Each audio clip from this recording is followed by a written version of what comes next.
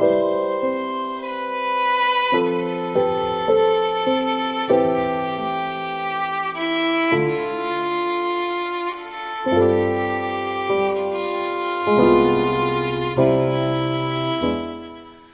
сонсогч та бүхэндээ өчигдөр мэндийг хүргэе. Дэлхийн монголчуудын хэмжил радио 88.3-аас 7-аас баасан гарагийн 22 цагаас хүргэж байгаа томчуудын шууд нэвтрүүлгийн сэтгэлгээний болоо эхлэхэд бэлэн болоод байна. Өнөөдөр 2025 оны 6 сарын 12-ны пүрэв гараг студид хөтлөгч Ами найруулагчаар ундрах нар ажиллаж байна. За нэвтрүүлгийн хамтраалагчаар даатайхаа үржүүлээд нэмэлтээр хүр дэргүүлж бэлэг аваарай мөн мандах их сургууль хамтран ажиллаж байна. Энэхүү томчуудын шууд нэвтрүүлгийн 210 дахь дугаар хүрэхэд бэлэн боллоо. Тэгээд цагтлууд илгээж байгаа сонсогчдод маш их баярлалаа. Цагтлууд илгээх гэж байгаа сонсогчдод хаягаа илгээдэг юм. Ами дэмжил радио цэкомро та мэйлэр цагтлаа илгээх нь за мөн манай аппликейшны гар утсандаа татас суулгаад аппликейшныхаа цэс рүү нөрөхөөр шуудан илгээх гэдэг байгаа. Тэрэн дээрээ дараа бол таны цагтл хамгийн урднаар хүрээд ирэх юм шүү. За мөн холоос та гараараа цагтл бичиж илгээх гэж байгаа бол Улаанбаатар хот Сүхбаатар дүүрэг 9-р хороо Алтай 5-р гудамж 34-р барилга 6 дахь хор дэлхийн монголчуудын MJL радио хэм хаяглаа явуулаарай.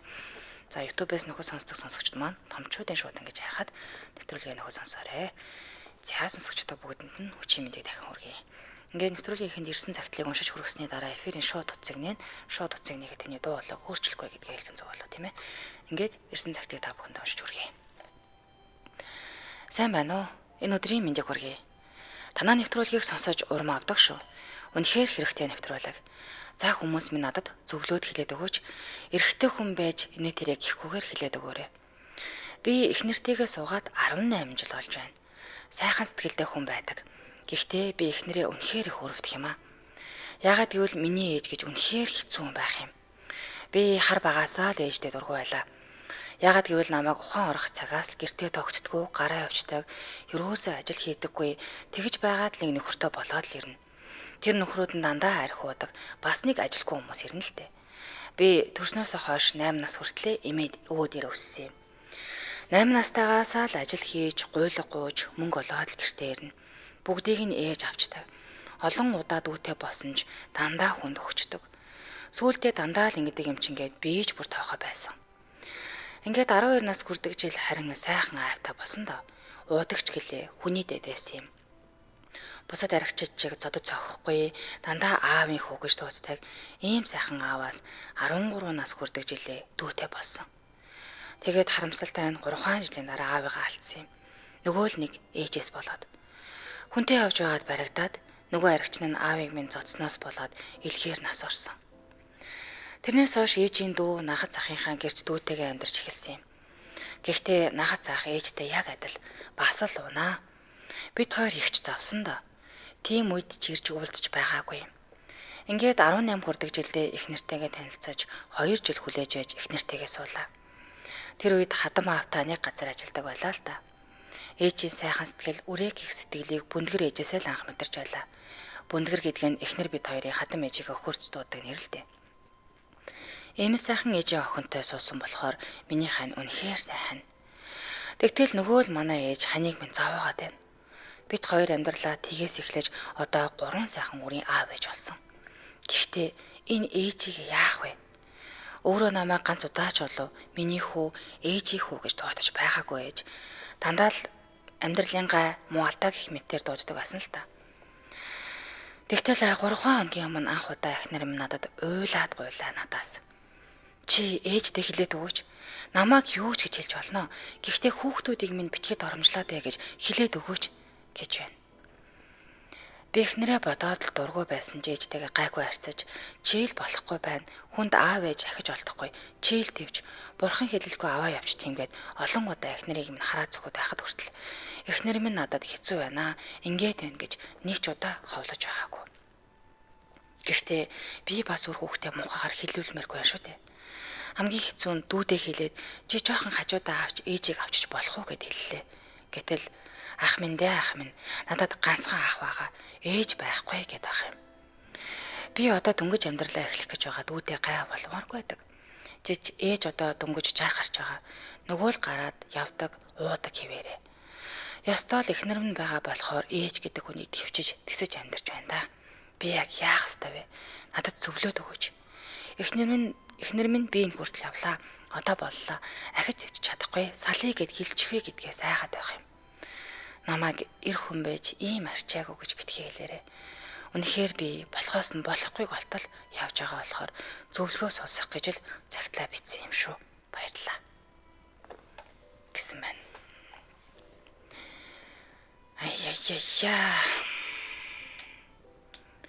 Яасан хэцүү амьдрал вэ нэрээ те. Багт нь айлаагүй, багт нь зовоож исэн.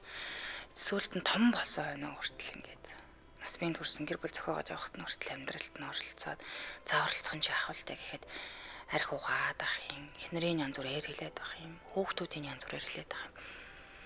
Яг яхаа мэдгүй энэ залуугийн хувьд бол ээжигээ гихүү, эхнэрээ гихүү явуулах гэхээр явуулчих болохгүй, хаяа гэхээр хайж болохгүй яг л нэг юм байдалд орчод байгаа маа л та. Яах вэ нэрээ? Манайхан бас ийм амьдралаар амьдарч исэн бол гарц гаргалгаа байдаг бол магадгүй та энэ амьдралаар амьдарч байгаа бол эфирийн шоу татсуулах 77 77 38 83 77 77 88 30 дугаарлаа холбогдоорой. Тэгээд нэг имийг л ойлголоо л доо. Эхнэр хүүхдээ аваад ээжээсээ хол тустай бай гэж энэ залууг бол хэлж болохгүй юм шиг байна. Яг одоо юу гэдгийг тийм л гаргалгаал байхгүй болчиход байгаа шиг байна л та. Тэгвэл өөрөөр яах юм бэ, тийм ээ? Мэдээж хэрэг холтоод явуул амар л та. Амьдралд нь оролцоод байхгүй. Гэтэл энэ боломжийг хараагүй юм гэж одоо баймааргүй юм. 18 жилийн туршид гэдэг чинь. Тэгээ ээж нь одоо дөнгөж 60 гарч байгаагүй юм байна. Тэгээд дүүгээ авчаач гэсэн дүү нь бол одоо амьдралаа эхэлж байгаа. Ээжиг бол авахгүй, танихчгүй харин би ганцхан ахтай л гэд. Тэгсэн байх юм. Яг энэ амьдралыг одоо яах ёстой юм тийм ээ. Тэгээ арх угаад ах юм, өрөөрөө хажууд нь байхгүй юм. Хүүхдүүдийн янз бүрээр хилээд ах юм. Харж хандах хүн өөр хүн байхгүй юм байна л та. Ямар ч юм те. За хамтраалагчаа танилцуулчих. Датаг үржүүлээд нэмэлтээр хурд зэргүүлж бэлэг аваарай. За Mobcom Data X2 урамшуулаад дахиад эхлүүлсэн байна. 10,000 төгрөг олон түнээс дээш бүх дата багц 2 дахин үржигдэж орох юм байна. Тэгэж болоогүй. Нэмэлтээр бэлэгтэй болох боломжтой. Mobcom аппликейшнаар датагаа 2 дахин үржүүлээд нэмэлтээр 5,000 төгрөгийн 3 GB дататаа хурд эргүүлэх хэрэг авах юм байна. За хурдээ эргүүлээд iPhone 16, Samsung S25 Ultra, ZTE Nubia New 2 за MonPay одоо 1 сая төгрөгийн эрхийн бичиг зэрэг олон билгүүдээс хожих боломжтой байх нэ. Өдөр тутмын хэрэглээгээ худалдаж аваад бэлэгтэй болох боломжийг та бүхэн буалтаарай. За тэгээд холбогдох дугаар нь Mobiгийн дугаараас бол 2222, өөр операторын дугаараас бол 1822 1822-ээс дэлгэрэнгүй мэдээлэл аваарай. Баярлалаа хамтран ажилласан датагаа үржүүлээд нэмэлтээр хурд эргүүлж бэлэг аваарай. Цагаан тагаас сонсогчдоо баярлалаа. Эфирийн шоу татаас 77 77 38 83 77 77 88 30 дугаарууд таны өмнө нээлттэй байна. За би комент уншчихлаа да тийм ээ. Яа хүүхдүүдтэй гай болсон хэцүү ч юм даа л гэсэн байна. Өөрийгөө аваад явахаар л нас байна шүү дээ. Энд даал гарсан хүмүүс өөрийгөө аваад л яваад байдаг даа л гэсэн юм. Хариуд яагаад аваад явчих болохгүй гэр бүлтэй хамт амьдраад байгаа тийм нарийн ширээ учраас ягч бичээгүй л байна л да. Тэгтэл болохгүй байх шүү. Шууд ихтер хүүхдээ аваад холд би нөхрөө аваад ээжээс нь холдуулсан даа л гэсэн байна. Ямар ч юмтэй тийм. Хинээч амьдрал сүудэр будусаасаа асуудал дуусахгүй юм шиг санагддаг. Гэхдээ хамтдаа байж туулахад болдог доо гэсэн байна.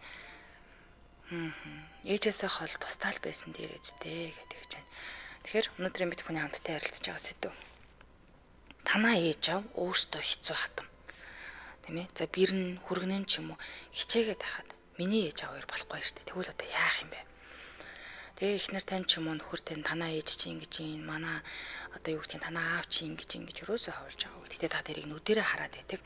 Зогцуулж болохгүй байгаад байдаг. Энэ тохиолдолд яг яах вэ? За энэ золыг хувьд бол альчгүй зөвлөгөө хүсээд бичсэн байна. Би одоо яг яах ёстой юм бэ? Учраа болохгүй байна гэдэг чинь старгаа орол бичсэн баг та. Ядаж тэгээд ээж нь өөр бодоо суужлаа. Уухгүй байх гэж байдгүй л хатад яхаар багаас нь л ууж исэн хүн тэр архинасаа салдгүй болов яадаг юм бол яг ингээд хөгшөрсөн хойноо ч гэсэн арх угаад байгаа хүмүүс бол яач болохгүй бүр хэцүү болдог. Дээрээс нь ахс нь 50 үг хэлнэ бүр муухай олно. Ста хэнийг хэлэхгүйгээр хүмүүсийг доромжлно тийм ээ. Ер нь өөрөөсөө өөр хүнийг ботхоо байж гсэн байдаг ч юм шиг санагдаад байдаг шүү дээ. Тэгээ ялангуяа ингээд архины амралтаа болцсон хүмүүс бол бүр л хэцүү дээ. За шууд утас 77 77 38 83 77 77 88 30 дугаараар таны өмнө нээлттэй байна. Хоёр талтай юм да. Одоо яамаар ч юм дээл гэсэн байна. Ер нь тэгээд тустай байсан дээр болов гэдэг гэж байна. Харин тустай байж болохгүй ямар шалтгаан байгаа юм бол тэрийг л бас энэ захиан дээр бас нарийн учраа олоогүй байна л да. Энэ залуугийн маань одоо хамгийн их санаа зовоод байгаа юм гэхээр эхнэр нь төвчээр алдраад за одоо болио хоёлаас салъя. Танаа ээжтэй чинь гэж удаан хугацаанд амьдарч чадахгүй байна гэд хэлчихвээ гэдгээс айгаад байна гэдэг чинь. Гэтэ нэг ч удаа танаа ээж ингэж юм тэгж юм гэж юу гэх юм те гомдол мэдүүлээд ч юм уу тийм зовлон бол тоочч үзээгүй. Ганцхан удаа одоо зовлон тоочсон нь сая 3 хоногийн өмнө гэдэг чинь тэр нь юу гэхээр бидрийг яах вэ? Чи бидрийг одоо зүсэн зүйлээр доромжлох яах вэ? Ятаж нөр хүүхдүүд юм аа янз бүрийн үг хэлээр бити доромжлоод байгаа чи энийг ээжтэй хэлээд өгөөч ээ. Тас дараагаа орсон л хүний үг бахта гэдэг шиг тийм ээ. За хэрэн шууд татас 77 77 38 83 77 77 88 30 дугаар таны өмнө нээлттэй байна. За тэгээд архины хамааралтай хүмүүсийг яаж ичээл тусад нь гаргаал гэсэн байна. Тийм амар чөлөөтэй ч юм уу гараад явждаг юм болоо да яадаг юм болоо да сайн мэдэхгүй л байна. Нэг л юм болж өгөхгүй л байгаад байна. Ялтаач хэлээ. За манад одоо залгаж болохгүй бол дуулаа өөрчлөлтөд програмаа сайда энэ бас хүнд сэдв болохоор хамаа намайг ярьж болохгүй байх шүү. Гэхдээ дуулаа өөрчлөлтөд програм маань бас чөлөөтэй инсталл уншаад явжлоо гэж.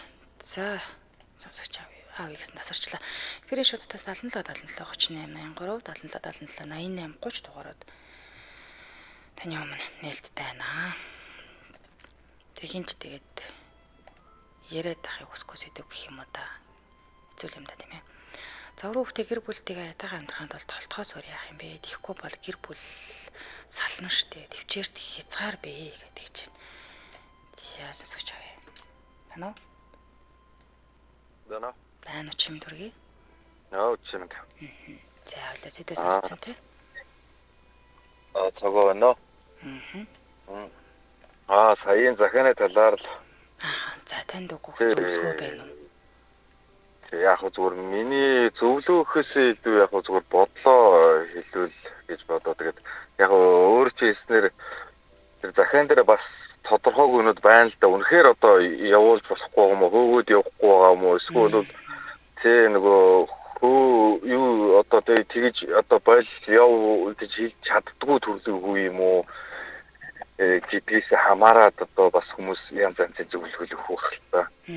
Тэгээ миний бодлоор болвол ер нь бол яаж игээд тэр ивэр ярьдгсэн ч юу үнэхээр ивэр яриад ойлгодгүй болвол тэр ширүүн тулаад ярьдгсэн ч ээжтэйгээ болвол ямар ч байсан ярих хэрэгтэй. Тэгээ үнэхээр одоо тэгээ өөрөө тэр ерөнхийдөө бол ямар хүн гэдэг нь бол яг гоё шүү дээ тэр ээж нь.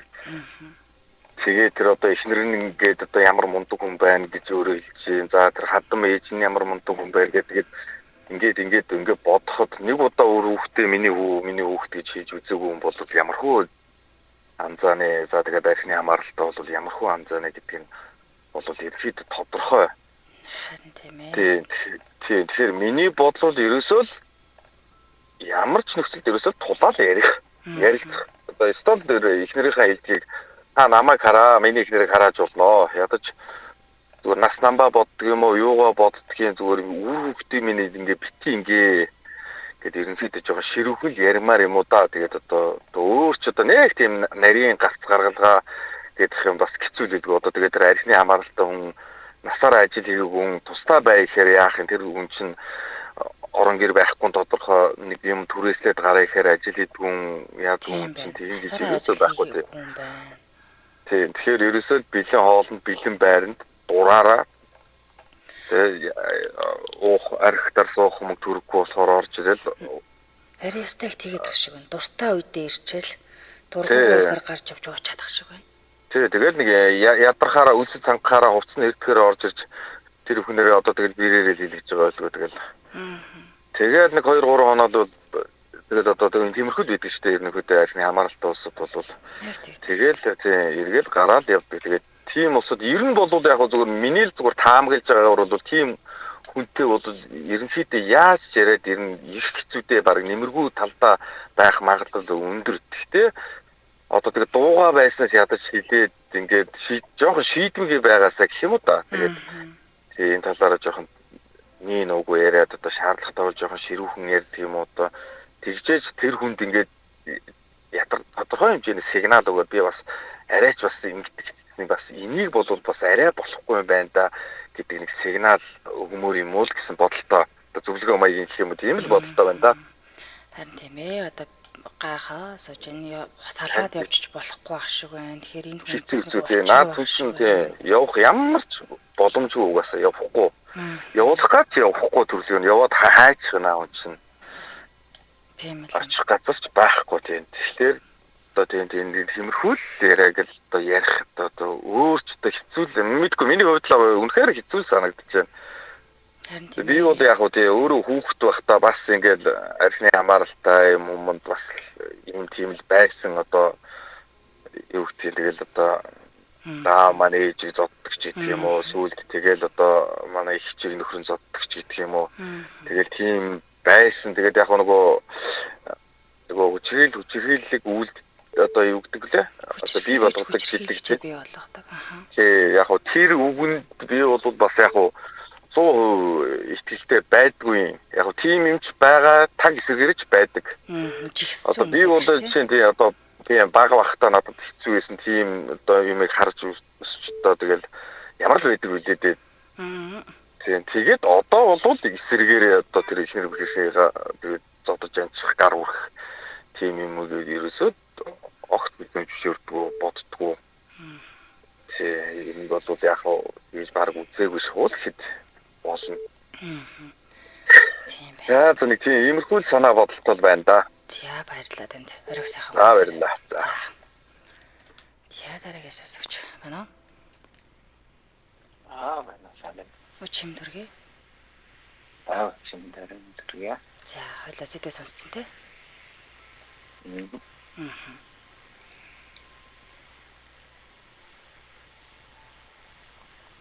Таны сонсож байна?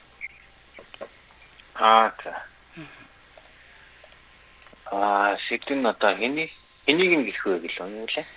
Тий, одоо танаа ээж их муу хатан байх гэдэг нь л та бэрээ үздэггүй гэдэг ч юм уу те. Хоорондоо таардаггүй.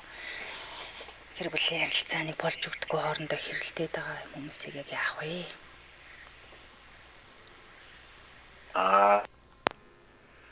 За, сэдв сонсоогүй. Ерөнхийдөө ойлгож орж ирсэн юм шиг байна. За эфир шуудтаас 77 77 38 83 77 77 88 30 дугаараа таны өмнө хэлж байна. Өнөөдөр бид бүхний ярилцж байгаа сэдв. За багаас таныг өсгснөөс л хойш тийм сайн яж байгаагүй. Хүний өрөмд нэг тийм татамж биш. Гэтэл гэр бүлтэй амьдралтай болоод ирэхэд чинь тийм ээ.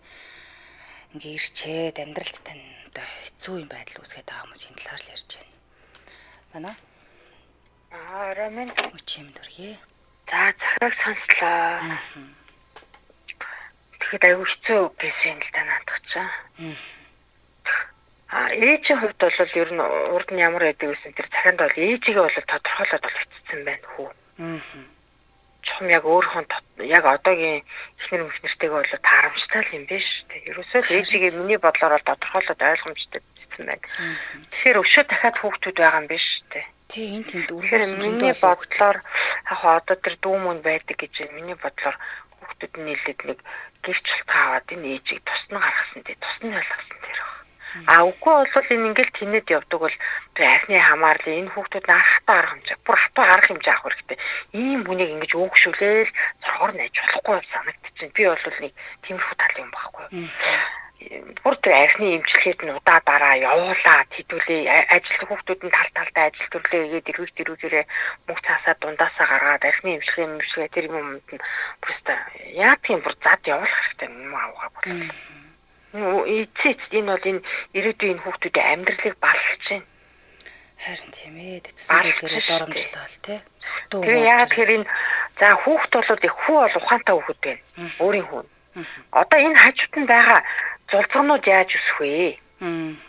За одоо энэ одоогийн үеийн хүүхдийн сэтгэхүй чинь би өөр штэ.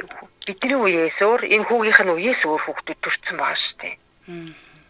Тэгэхээр миний бодлоор ийм ээжээ хажууд өдөр хүүхдүүдийг байлгах хэрэгтэй. Харамсалтай л байна. Тэгэхээр хүүхдүүд бол өөрсдөө айгу хөдөлгөөнтэй байх хэрэгтэй ч юм шиг санагдаа. Өөрсдөө нийлээд тэр архины эмчилгээ, албадан эмчилгээ их олон юм байдаг болцсон юм билээ шүү дээ.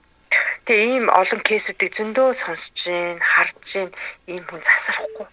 Энэ бүр ингээл их муухан байлээ ш. Энд чинь өөр хүүхдүүдэд нь өвлөгдөө тэр няхнаатай хүүхдүүдэд муухагаар нөлөөлөл яах юм. Түрний залуу яг зөв хэллээ. Ийм хүний хүүхэд ийм хүн байдаг гэдэг утгаа. Харин ч ухаантай хүүхэд юм байна. Харин миний бодлоор холол амьдэрсэн дээр. Гэхдээ бүр хаяхгүй ш мэдээж өрн юм чи. Харин энэ муу авгаа бүрстэ ямар даварцсан авгаа вэ энэ бол нэрээ. Харин тий 4-5 даварцсан авгаа бүр багт нь өргүүлсэн юм байна. Тэгэхээр тэр ихтэй бол холбоогүй. Одоо ерөөсө хоёр хүн холбоотойгоо энэ залуу. Тий ядаж тэр хоёр хүүхэд нь хоорондоо ярилцаад архины эмчилгээ, албатан эмчилгээ юмд явуулах хэрэгтэй. Бодвол одоо тэр хүн 2-3 хүүхэдтэй юм шиг шүү дээ өөрөө. 3 хүүхэдтэй гинэ. 3 хүүхэдтэй тий өөрсдөө ажил төрөл хийсэн бодвол амьдрал нь тогтцсон л байгаа хэрэгтэй. Наач тэнцтэнж яваал хүүхдэнтэй ирдэг. Даварцсан байгаа шүү дээ. Тэгэл ирэхэд тэр архины эмчилгээ янз бүрийн юмд явуулаад одоо эн чинь юу гэсэн үг вэ? Одоо энэ сайхан хүүхдүүдээс айж, имэж ичихгүй байх гэдэг чинь бүр өстой томтлох болсон авгаана. Харин би бисэн болвол шал өөрөөр эсэргээр нь одоо яах вэ гэхийн оронд өстой тэр эмчилгээнд нь явуулаад дарж авч өрн жоохон одоо чинь би ч өөрөө эмээ болсон хүн шүү дээ. Тий, наддсан 3 ач байна. Би ч өөрөө хүүхдийг өсгөхдөө бол өстой тусаж явуулна шүү гэж ингэж өсгсөн бол одоо би өөрөө ачтай болсон юм чинь жинхэнэ хүүхдүүдийнхаа нөгөө ачтай нэрийнхээ зүгээр гүлэг болцоо явж штэ би бол. Ийм чиний бид нар ч ингээ ханд ингээл дарагдаад ирж байгаа штэ эмээ өвөө болоод 15 жилээр 10 жилээр ингээл нас ирэх тусам. Тэр хүн тийм дарагдах ёстой гэж би л бодогдод байна. Ингэж дарагдсангүй бүр хар цалуугаасаа л ингээ гарч ороод ингээ. Тийм, мохогч хийж үзээгүй юм байна. Тийм, бүр даварцаа байгаа шүү дээ. Архины эмчилгээнд нь удаа явуулахаар хамаарагдах шатны байгууллагууд юу байдгийг ер нь жоохон тийм холхон амьдсан дэр хаа. Миний бодлоор тэр бэр бол хэцүү. Хэрэг би тэр тийм бэрийн оронд байсан бол хүүг нь аваад явчихна. Магадгүй одоо нөгөө дахиад зарим ээж нар ямар айхтар хүүхэн ярьж байна эцэг хийсэн хүүхдийг холдуулах гэлээ гэж загинж магадгүй үгүй шүү. Ингэж ийм бодож байгаа миний үеийн эмээ өвгөнөрөө та нар өөрсдөө толгойч юм таа гэж хэлмээр. Уучлаарай жоохон хатуу болчихлоо. Энэ бол өстой өөр хүүхдүүдэд зовоож байгаа өстой байж боломгүй ээж байна. Зөндөө байгаа юм гэсэн. Байна зөндөө байна. Дарчл авах хэрэгтэй. Ямар нэг арга. Одоо наа чи угаасаа нас нь явж байгаа. Тэг айгу би сайтай бэлээс юм босож өгөж өгдөг, аалуулж өгдөг. Тий, угаал яваад байдаг. Тий. Тэгэхээр одоо дарж авах хэрэгтэй. Би хэрэг бэрнээсэн бол хүүхдээ аваад явчихна. Нэрш өөр яах юм бэ? Би өөрөө ил бүтэй амьдралтай баймар шүү дээ. Нөхөр маань сайн залуу би яах юм? Би хантаалаад амьдрах хүсэж шүү дээ. Өстой. Өдөр болгоно сүхтүүн хараал те хүүхдүүдэд оромжлуулаад. Тэгэхээр нэг хүүхдүүд яаж өсвөө? Одоо энэ жоохон хүүхдүүд ч сэтгэлээ өөр шүү дээ. Нөлөөлөл гэж амар байна шүү дээ. Өстой. Тэгэхээр тэр цагтлагдсан залуу маань сонсож байгаа. Ядаж тэр эмчилгээг нэг сонирхоод үзээсэй. Тэр янз бүрийн эмчилгээ байна. Сэтгэл зүгээр нь одоо уулзаж ярьдаг янз бүр өгсөн болохгүй тэрийг ер нь бүр Иесус одоо бүр ямар л арга нь явуулах гээд үзэхэд ер нь яа тийм. Тий. Юмд баригдгаа болцсон хүн яваад байна. Юмд баригдгаа байсан бүр даварцсан. Угаасаа хүүхдүүд нь ч зөөлөн байж магадгүй. Тэгэл ерөөсөө хүүхдүүдээсээ жааж имэхгүй бүр тийм даамгарцсан юм байна. Магадгүй. Бид нар бол одоо ингээл ханд манд дарагдчих штеп. Өөр хүүхдүүд маань хүүхдүүдтэй болцсон юм чинь одоо нэрээ яасан сони ээж бүр уурчлаа ботсон чинь ингээл өөр хүүхдэд зовоод. Тэгэхээр янз бүрийн арга хэмжээ авч ерөн жоохон тэмцэлтэй байхгүй бол ингээд яагаад тэгэхээр энэ яванда дамжраад ээжтэйгээ муудалцаад би нэг гэмтээгээ тохироочвол яах юм бэ? Нөгөө тийм кейсүүд байгаа. Тэг байгаа шүү дээ. Санаандгүй юм аваа шидсэн. Ээжиг ингээд гэмтээгээ тохироод наа чи яал шүүхтэр юм сонсож байгаа юм бэ шүү дээ. Тэсвэр алтраа. Бэр мэртэйгээ муудалцаад янз бүрийн болчвол яах вэ? Энэ ингээд байгаа л байвал энэ нэг юмд хүргэн шүү дээ бас. Буруу юм руу оруулна шүү дээ. Тэгээд ихгүй тул мэдээж би хэрэг дэрнээсэн бол нөхрөө аваад хүүхдээ аваад зүр цухтаж холдож өгөн зүгээр. Олон жил Тэгээд хууль шатны байгууллагууд ихгүй энэ хүний хамаарах үр хүүхэд нь байдаг юм байна гэж тэрэнд нь хүлээлгэж өгөөд идэх юм байлээ ингээд хүмүүсийг харж байгаа.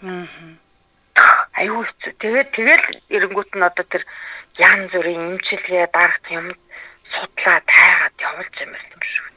Тэтүр мэтүр нь байдаг бол асар шугаас ажил хийж байгаагүй л те. Тэгэхээр тэтгэр байхгүй. Тийм бай. Тэгэхээр тэтүрч байхгүй юм байна.